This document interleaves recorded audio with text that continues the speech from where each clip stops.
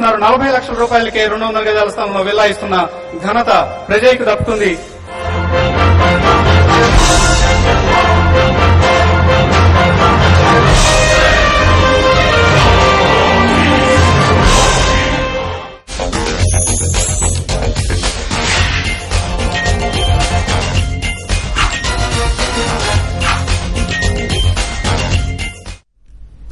Very good evening. Real estate trends పై ఎప్పటికప్పుడు తాజా సమాచారాన్ని అందిస్తున్న ప్రజా ఇంజనీర్స్ సిండికేట్ సొంతిల్లు కార్యక్రమానికి స్వాగతం. రాష్ట్ర విభజన నేపథ్యంలో ఇప్పుడు అందరి దృష్టి రియల్ ఎస్టేట్ బిజినెస్ పై పడింది. భాగ్యనగరంలో రియల్ ఎస్టేట్ ట్రెండ్ ఎలా ఉండబోతోంది అనేది సర్వత్రా చర్చ జరుగుతోంది. ఇటు రాజకీయ అనిశ్చితి తొలగినందున రియాలిటీ మార్కెట్ జోరుగా దూసుకుపోయే అవకాశం ఉందని ప్రముఖ రేటింగ్ సంస్థ క్రిసిల్ అంచనా వేస్తోంది. 4 ఏళ్ల మందగమనం నుంచి నగరం బయటపడిందని, ఇక అమ్మకాలు భారీగా పుంజుకుంటాయని క్రిసిల్ అంది. ఇక విభజనతో సీమాంధ్రలో పోయే ఏ ప్రాంతాల్లో రియల్ బూమ్ కనిపించనుంది, విభజన ప్రకటనతో ఇటు తెలంగాణ అటు సీమాంధ్రలో రియల్ ఎస్టేట్ పరిస్థితి ఏంటి అనే అంశాలను ఇవాళ ఇప్పుడు మనం చర్చించే ప్రయత్నం చేద్దాం. అయితే మనతో పాటు స్టూడియోలో ఇప్పుడు Andhra Pradesh real estate developers association అప్రెడా president P Dasharatha Reddy గారు ప్రస్తుతం నాతో పాటు పక్కన ఉన్నారు. అలాగే సుచర్ ఇండియా సీఈఓ కిరణ్ కుమార్ గారు మనతో పాటు ఇక్కడే ఉన్నారు. అలాగే విశాఖలో టీవీ5 స్టూడియో నుంచి సర్దార్ ప్రాపర్టీస్ ఎండి యార్లగడ్డ వెంకన్న చౌదరి లైవ్ లో సిద్ధంగా ఉన్నారు. ముగ్గురిని అడిగి ప్రస్తుతం విభజన నేపథ్యంలో ఆంధ్రప్రదేశ్ లో రియల్ ఎస్టేట్ పరిస్థితి ఏంటి అనేది తెలుసుకుందాం. ముందుగా దశరథ రెడ్డి గారు, విభజన అయ్యి ఒక వారం కూడా కాలేదు కాబట్టి ఈ ఎఫెక్ట్ మనకి అంతగా ఇప్పుడు తెలియకపోవచ్చు. కానీ ఈ విభజన అంశం ఏదైతుందో చాలా రోజుల నుంచి నలుగుతోంది. అయితే కొన్ని సిచ్యువేషన్స్ వల్ల ఇటు హైదరాబాద్ లోనే కాకుండా అటు వైజాగ్ లో కానీ ఆంధ్ర రాయలసీమ వైపు కానీ కాస్త కంపెనీలు అటు సైడ్ కూడా వెళ్ళాయి. సో ఇది ఇప్పుడు కాదు. సో ఈ ఓవరాల్ కొంతకాలంగా ఆంధ్రప్రదేశ్ లో రియల్ ఎస్టేట్ పరిస్థితి ఎలా ఉంది? ఇప్పుడు రీసెంట్ గా మనకు తెలంగాణ ఇష్యూ క్లారిటీగా అయినందుకు 4-5 ఇయర్స్ నుంచి ఏదైతే ఇన్వెస్ట్మెంట్స్ హైదరాబాద్ కు రావాల్సినవన్నీ సదర్న్ స్టేట్స్ లో పోయినాయి. Lot of ambiguity was there, lot of disturbances were there in Hyderabad, and most of the people who want to invest in IT, pharma, service sectors, health and education, they have gone to Bangalore and Chennai. Now ambiguity has gone, clarity has come on Telangana issue. With this thing there will be expecting upward trend in Hyderabad. The reasons behind it is Hyderabad is having international standard infrastructure. If you take international airport, outer ring road of 160 kilometers, then you got the radial roads well connected, then upcoming metro rail. With all these things plus the weather condition, people are friendly and it is centrally located. We are connected to throughout India and to the rest of the world. All these things added advantage for Hyderabad. Why? Because all these days there was some ambiguity and uncertainty. Now it has been cleared.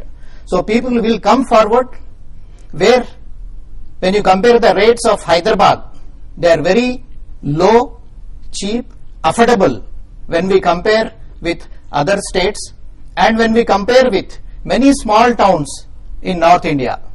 So it is a very good opportunity for the investors to come here, and that is the reason why real estate is going to improve and there will be prosperity and growth for Hyderabad.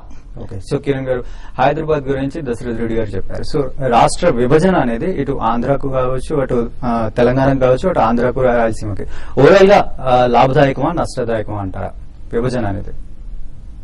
విభజన అనే దానికంటే ముందు హైదరాబాద్ గురించి మనం మాట్లాడదామండి. ఇక్కడ విభజన factor కంటే కూడా ఇక్కడ హైదరాబాద్ కు రియల్ ఎస్టేట్ ఎప్పుడైతే టాపిక్ డిస్కషన్ లకు వస్తుందో అక్కడ ఒకటే ఒక ఫ్యాక్టర్ ఏంటంటే హైదరాబాద్ విభజించబడుతుందా లేదా అనే కంటే కూడా హైదరాబాద్ కు అసలు రియల్ ఎస్టేట్ బూస్టర్స్ ఏంటి అనేది కనుక ఆలోచిస్తే ఇక్కడ ఎంప్లాయ్మెంట్ గ్రోత్ అనేది ఒకటి. ఓకే, తర్వాత all different sectors employment growth ను బూస్ట్ చేసేటువంటి ఇంపార్టెంట్ సెక్టర్స్ ఏవైతే ఉన్నాయో ఆ సెక్టర్స్ అని హైదరాబాద్ సరౌండింగ్స్ లో ఉండడం వల్ల ఇది ఫస్ట్ ఇంపాక్ట్ ఉంది. సో ఈ రోజున ఎంప్లాయ్మెంట్ లో కూడా చూస్తే మనకు రాయలసీమ, తెలంగాణ, ఆంధ్ర రీజియన్ నుంచి వచ్చిన వాళ్ళే కాకుండా అక్రాస్ ద కంట్రీ, అంటే ఇఫ్ యూ లుక్ ఎట్ హైటెక్ సిటీ వైపు వెళ్ళి ఒకసారి మనం చూస్తే మోర్ దెన్ 50% మేము నార్త్ ఇండియన్స్ వాళ్ళంతా కనపడుతుంటారు. అంటే అది ఎందుకు అట్రాక్ట్ చేస్తుంది అది? So there is a possibility, there is an opportunity ఇక్కడ ఉంది కాబట్టి వాళ్ళంతా కూడా started looking at it. So political disturbances లేనప్పుడు, మ్యాన్ అవర్స్ కానీ వర్కింగ్ అవర్స్ కానీ పెరిగినప్పుడు ఆబ్వియస్లీ యూనో ఎవరైనా ఏ బిజినెస్ పర్సన్ అయినా కూడా లేదా ఎనీ సర్వీస్ సెక్టర్ కానీ అదర్ మ్యానుఫ్యాక్చరింగ్ సెక్టర్ కానీ they'll start looking at Hyderabad. So ఇక్కడ మనకు విభజన ఉందా లేదా హైదరాబాద్ తెలంగాణ వైపు ఉందా, ఆంధ్ర వైపు ఉందా, లేదా కంబైన్డ్ క్యాపిటల్ అవుతుందా, ఇవన్నీ కూడా పాయింట్ ఆఫ్ డిస్కషన్ అది జరుగుతున్నా కూడా ఈ రోజున ఎంప్లాయ్మెంట్ కోసం అనే ఎక్కువగా మనకు కనపడుతుంది. ఓకే. సో ఎందుకంటే ప్రతి వాళ్ళు చెప్పేది ఏంటంటే ఏదో రకంగా మైగ్రేట్ అవడానికి ఈజీగా ఉంటుంది అనేది. సో ఇక్కడ లిటిల్ క్లారిటీ అన్ని వైపుల నుంచి ఇవ్వాల్సిన అవసరం ఉంది. అది కనుక ఉందంటే హైదరాబాద్ కి అసలు తిరగలేదు. Because one important factor is Hyderabad is the 6th metropolitan city in India. Okay.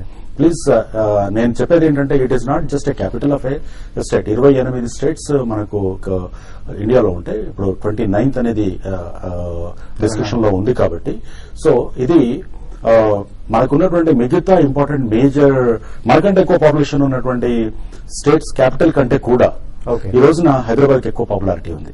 Okay. So ఈ రోజున ఆల్మోస్ట్ మనకు ఉత్తరప్రదేశ్ తీసుకోండి, మనకంటే ఎక్కువ పాపులేషన్ ఉంది. మిగతా ఏదైనా స్టేట్స్ తీసుకున్నా కూడా ఆ వాటి క్యాపిటల్ కు ఉన్నటువంటి ఐడెంటిటీ కంటే ఈ రోజున చాలా గ్రోత్ చాలా ఎక్కువగా ఉందనుకుని చెప్పుకునేటువంటి గుజరాత్ క్యాపిటల్ కంటే కూడా ఈ రోజున మన హైదరాబాద్ గురించి ఎక్కువగా మనం వింటున్నాం. మీరు ఎక్కడ చూసినా కూడా ఢిల్లీ, బాంబే, కలకత్తా, చెన్నై అండ్ దీని తర్వాత నెక్స్ట్ హైదరాబాద్ గురించి చెప్తారు. ఆ లిస్ట్ లో ఎక్కడో మనం లేం.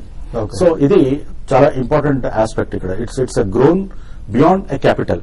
ఓకే. సో ఇక్కడ ఎంప్లాయ్మెంట్ జనరేషన్, ఎక్కడ రియల్ ఎస్టేట్ డెవలప్ అవ్వాలన్నా కూడా the first important factor is economic growth ఉండాలి. ఎకనామిక్ గ్రోత్ ఉండాలి అంటే అక్కడ ఎంప్లాయ్మెంట్ జనరేషన్ ఉండాలి. అప్పుడు ఒకటి రియల్ ఎస్టేటే కాదు, అన్ని కూడా డెవలప్ అయ్యే ఛాన్సెస్. సో ఇది హైదరాబాద్ పరిస్థితి. అంటే బియాండ్ హైదరాబాద్ ఇటు వైజాగ్ లో పరిస్థితి ఎలా ఉంది, ఆంధ్రాలో పరిస్థితి ఎలా ఉందో తెలుసుకోవడానికి మనం యార్లగడ్డ వెంకన్న చౌదరి గారు ప్రస్తుతం మనకు అక్కడ లైవ్ లో సిద్ధంగా ఉన్నారు. సర్దార్ ప్రాపర్టీస్ ఎండి ఆయన వెంకన్న చౌదరి గారు, ఇటు హైదరాబాద్ పరిస్థితి అయితే మనం ఇక్కడ తెలుసుకున్నాం. సో అటు ఆంధ్రాలో పరిస్థితి ఎలా ఉంది?